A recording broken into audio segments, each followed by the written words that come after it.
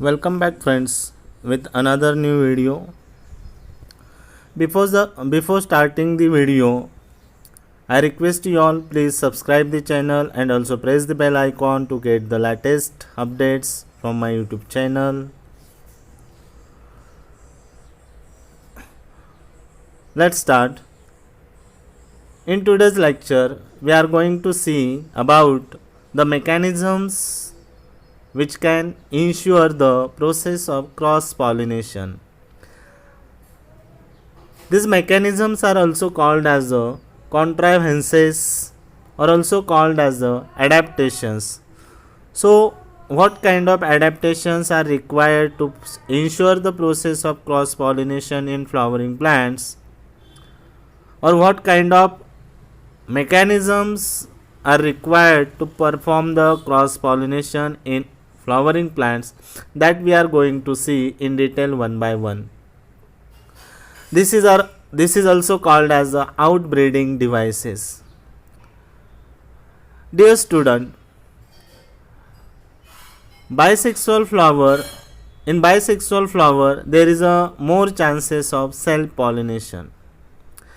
And if plant have to discourage the self pollination and have to encourage the cross pollination, then plants develop some mechanisms, develop some devices, or develop some strategies by which plants can prefer cross pollination.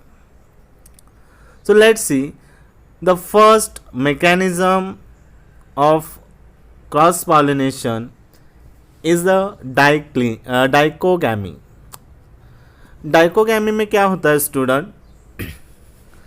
Dichogamy में अगर bisexual flower है तो उस bisexual flower का जो androecium और जो gynoecium होगा, मतलब male reproductive part and female reproductive part जो होगा, वो एक साथ मैच्योर नहीं होगा.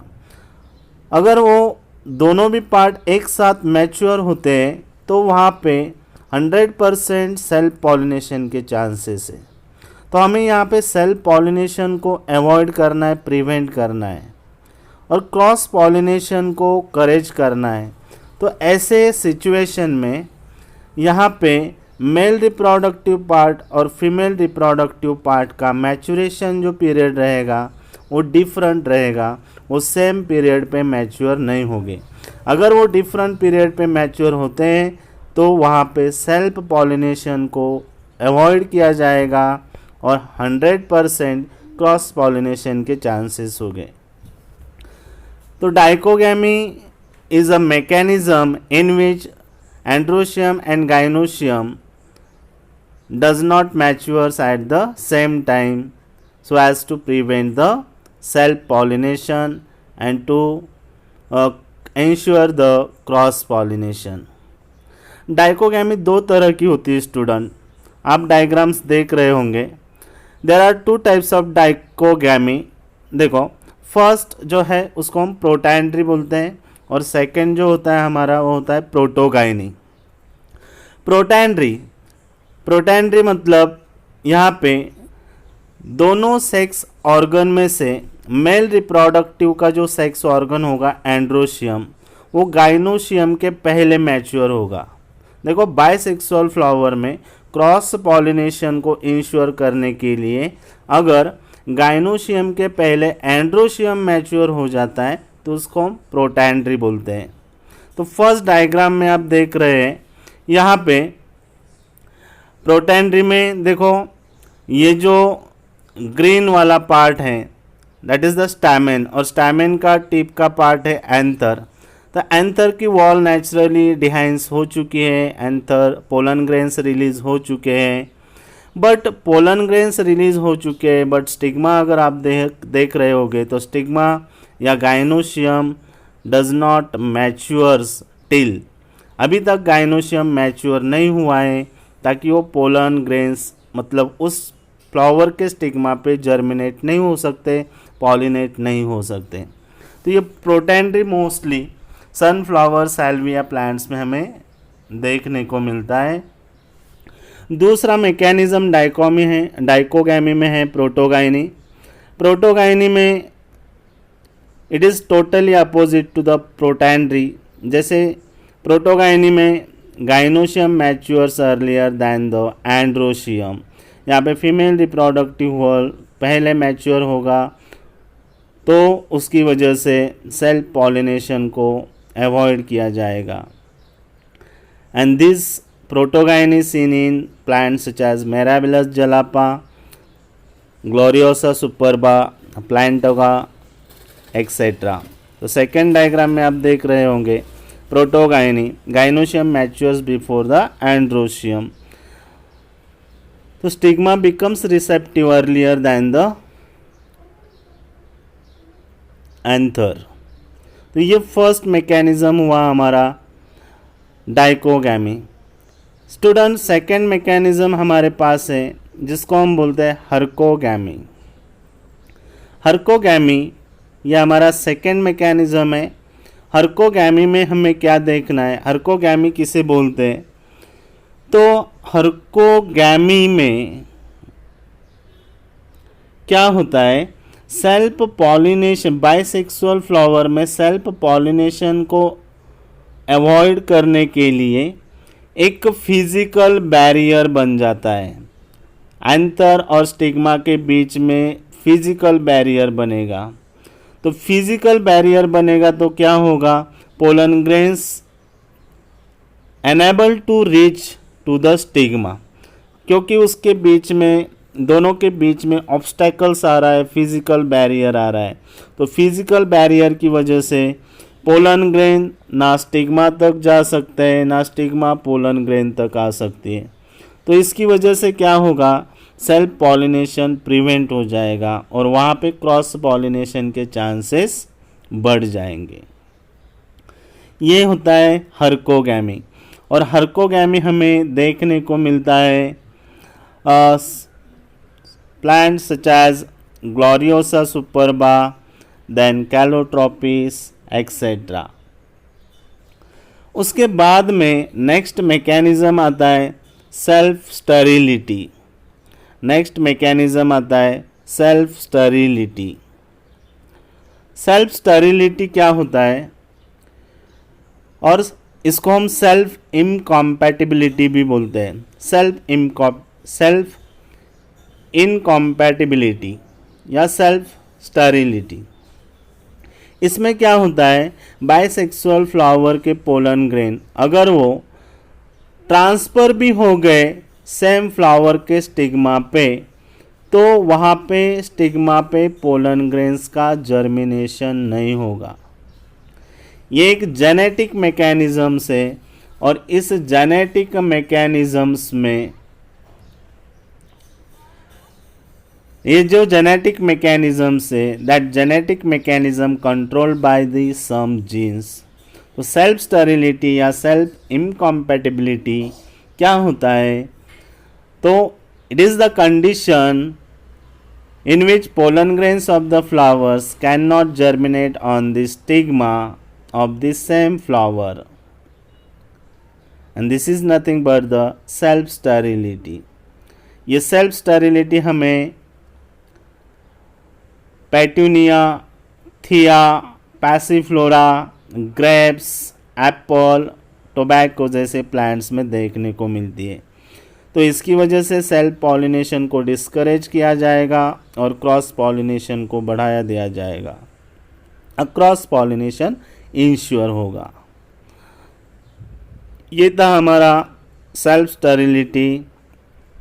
नेक्स्ट मैकेनिज्म आता है दोस्तों हेटेरोस्टाइली।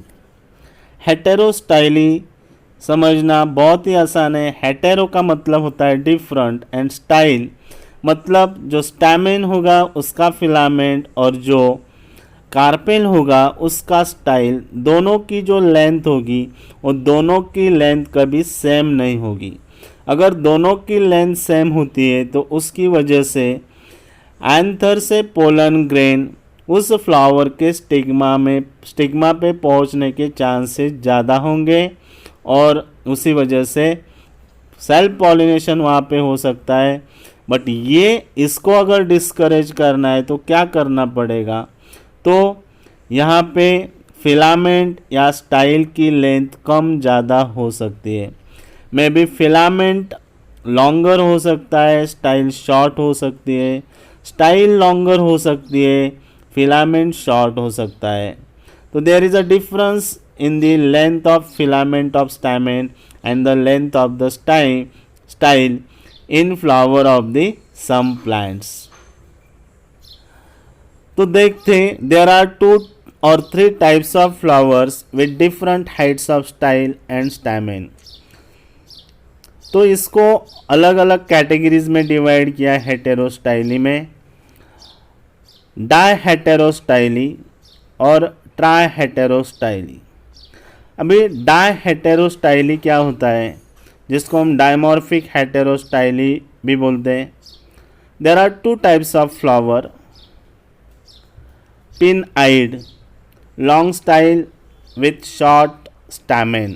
देखो यहाँ पे स्टाइल रीजन लॉन्गर है और स्टैमेन का फिलामेंट शॉर्ट है। थूम आइड, इसमें स्टाइल शॉर्ट है और स्टैमेन लॉन्ग है। तो एग्जाम्पल्स हैं प्रीम्यूला, प्राइम रोज जैसी प्लांट्स में हमें डायहेटेरोस्टाइल देखने को मिलती है। ट्राइहेटेरोस्टाइली भी होती है। ट्राइहेटेरोस्टाइली मतलब ट्राइमॉर्फिक हेटेरोस्टाइली और अल्सो कॉल्ड एज अ ट्राइस्टाइली। इसमें 3 टाइप्स के फ्लावर होते हैं with different height of styles. तो ए ट्राइहेटेरोस्टाइली हमें लेथेरम प्लांट्स में देखने को मिलती है।